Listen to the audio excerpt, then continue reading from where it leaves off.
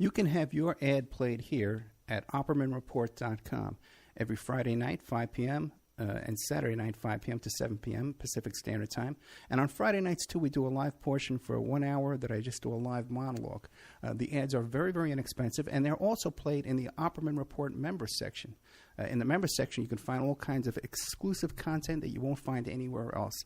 It's as cheap as $6 a month, $20 a quarter, or $75 for a year. If you contact me directly at oppermanreport@gmail.com, I'll set you up with a little special deal there where you get a discount if you PayPal me directly, and you even get a copy of my book.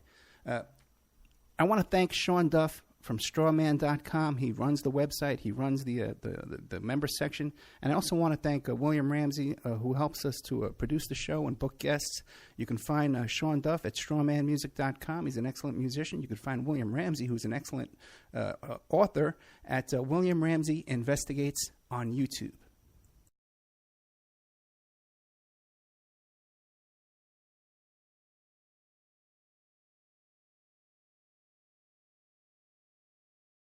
Oh, God.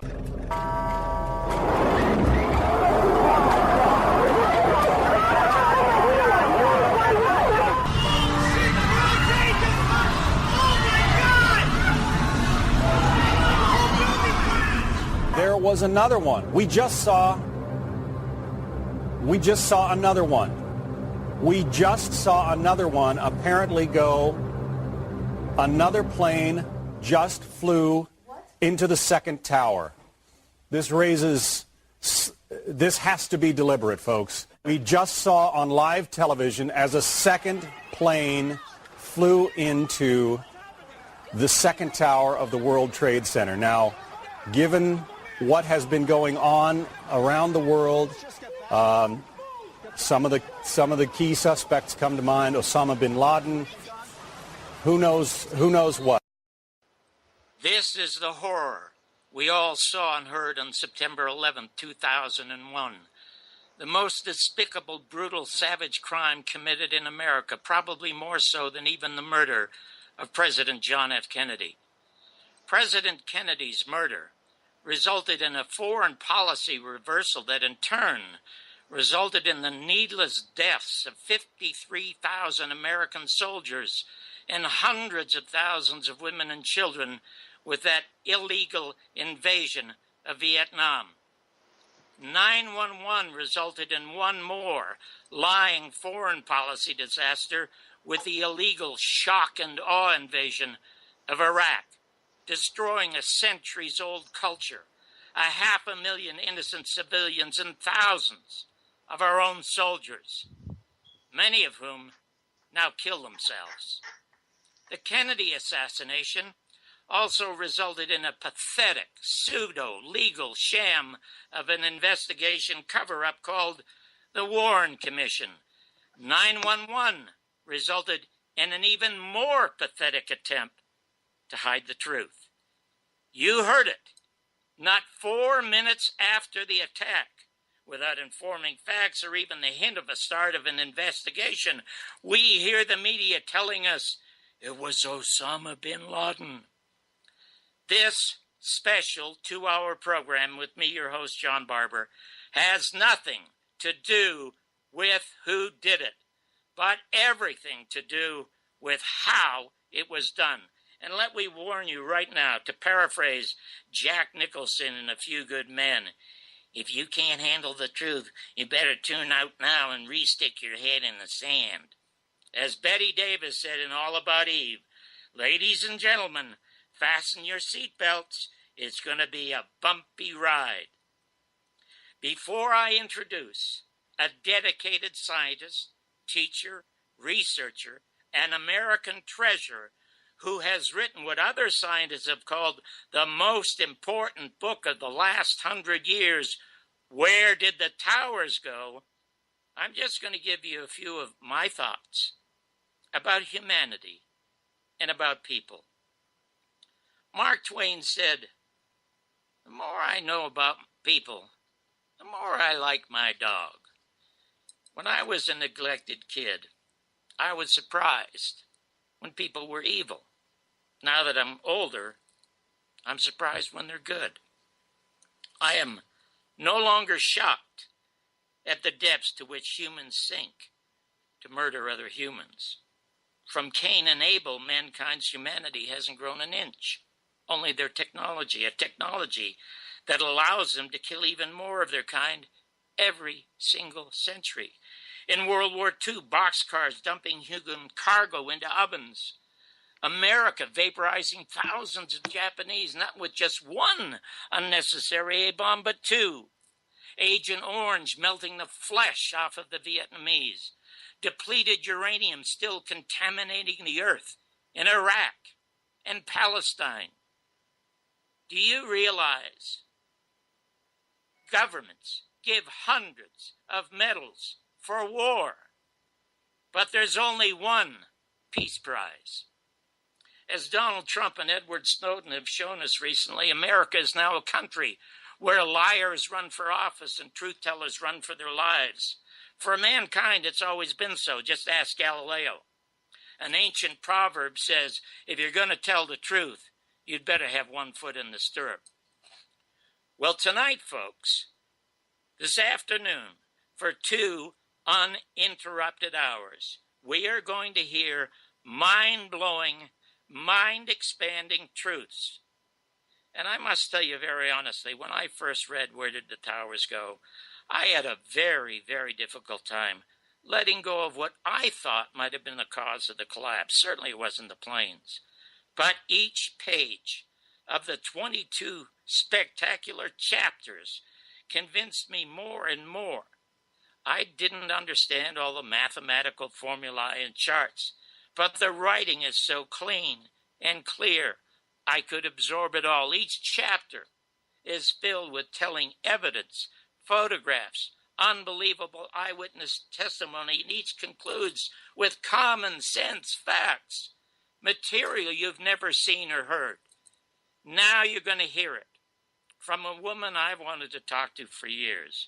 She has a PhD in material engineering science, a degree in civil engineering, and an MS in engineering mathematics. Jim Garrison was the only law enforcement officer in America to truly investigate President John F. Kennedy's murder. This woman is the only scientist in the world to investigate where did the towers go. Please welcome Dr. Judy Wood. Dr. Wood, thank you so much for being here. Well, thanks so much for having me, and what a magnificent introduction, too. Well, thank you, Dr. Wood. I am so staggered by the content of the information in your book, and what I would like to do, because it's so well crafted from the first chapter, even the preface and the introduction to the last chapter, that for these next 2 hours, we're going to begin it at the beginning and go through each one of them with the telling points. But I want to get to more than the beginning of the book so that I and those of us listening can understand more about the scientist and the woman to whom we speak and to whom we listen. What were your beginnings like? Where were you born? What was your family like? Where did you go to school, and why did you decide to become a scientist? Well, I just decide what I'm going to do whenever I get to a fork in the road and just follow that route, and this is where I ended up. Where were you born? Where were you born, Dr. Wood? I was born in Maine. And your family? And they're still have a place up there. You can actually go home again. And were they? You have siblings, brothers and sisters? Well, my father's family is from the West Coast, and my mother's family is from the East Coast. And my siblings are all over the place now. But we still have the place in Maine. We can go back, for a family reunion, back to the tree you climbed on when you were 2 years old. It's kind of neat. When you go back for these family reunions, considering what it is that you have done and what it is that you've risked with your book, what is the reaction from your family? Well, it was different at first because people have been trained to believe what they see on TV. And if it's important, we'll hear about it on the evening news. That kind of mentality. But as things began to happen, like I'm so lucky that my father was able to read my book. At first, I had a contract with a publisher, but then the publisher refused to publish it and also refused to let me out of the contract. And not knowing how much time was going to run out, I wanted my dad to read it before he couldn't. And you never know when it's too late. And so I printed the book out with my inkjet printer and sent it to him. And the notes he sent me as he read it are just priceless. Oh, how wonderful. Now, okay, so and at first they began, very sort of antagonistically, but then it turned around to, first he said, well, do you have permission to use all these photos? And then he said, oh, I realize they want you to use these photos, the photographers. And then it got to the chapter 7, and he says, well, I guess you had to cover that. And then pretty soon, well, Congress needs to know about this. You need to tell Congress about this. And then a few chapters later, I think Congress already knows about this. And then a few chapters later, we're in a heap of trouble. But he's been an historian his whole life. That's been his area is political science and education. He was the dean of a college. He's administrator, but never anything in engineering. He learned how to step around the equations. But what he came away from this saying that no event in history has probably been so well documented. How did you become interested in engineering since your father was in political science? It was just kind of came naturally. My first toy was a Chatty Cathy doll. It was in the trash. Somebody threw it away, because it didn't work. So I couldn't make it any worse. I wouldn't get in trouble for taking it apart. And I took it apart. Would you believe there's a record in there? A little bright yellow record with little stylus that had come off. I put it back on there. It worked again. Hey, this is fun. I can make things work again. That's wonderful. Where were you teaching? And I was teaching at Clemson University. When this happened? Yeah, when 9/11 on that event. Tell me exactly where you were, how you saw it, and what were your initial thoughts? Well, initially I was at home because I taught an evening class on Tuesdays, graduate class, and just to make sure, I would sleep in just to make sure I got up in time. I had my radio kick on and to an obnoxious radio station, so I was sure to get up. But I was up before then in a different room doing something on the computer, and the radio kicked on, and these characters were talking like it was a sick joke they were telling about somebody who was drunk from the party the night before, and he made a wrong turn into the building, ha, ha, ha. And it was like a joke, but where's the punchline? It was like a sick joke. And it went on and on. Finally, I went and turned on the TV set. I still had one at that time just for cases like this, in case I needed to turn one on. And it was the same thing on every channel. That hit me. That was weird. It was the same show on every channel. It was weird. It's interesting you noticed that because, I came out of news myself. And when it happened, I tuned from CNN to CBS, ABC, and I was staggered that there were no other shots. The same thing. The same shot. Right. It's the same thing and basically the same, verbiage. And that's when I really got suspicious. And so they say the Pentagon got hit. Well, my parents live near the Pentagon. I need more data. I'm one who needs data. So I call up my mom, and she didn't know about anything, so she looked out the window and didn't see any fighter jets, so she now was skeptical too.